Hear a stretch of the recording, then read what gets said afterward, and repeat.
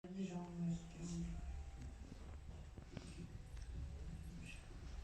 ji hemû mevalan silav dikim.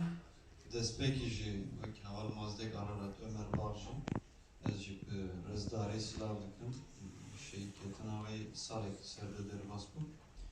Yani bo me herî tiştekî bo Kurda yek jî qada çanda hunere da tiştekî herî zahmet bo me psikolojiye, yani psikolojiya hundirîne. Dema ev psikolojiya hundirin em xira dikin, em bawerin bir karên serkeftî derkeve. Pardon?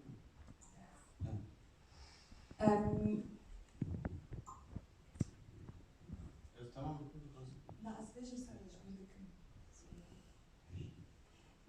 Er sagt, dass ein großes Problem oder eine Schwierigkeit ist immer die psychologische Schwierigkeit für uns Kurden schon immer, vor allem wenn es um die kulturellen Arbeiten geht.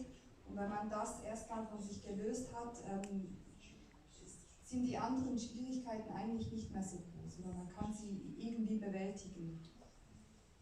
Welatê de wekî rexnedayînekî em bidin qasê şervanê xwe wekî hunermend ronaqbîr newerikin. Yani qadê xwe de belkî nikaribin hemû em bibin çiyeger ama em bikaribin herkes qadê xwe de bibe çiyeger bibe nûjan.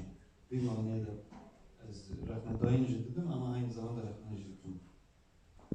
Und eine Schwierigkeit ist zum Beispiel auch, dass es für sie eben psychisch auch schwierig ist, nicht genau diese Leistung bringen zu können, die jetzt all diese Märtyrer, die ihr im Film gesehen habt, bringen konnten.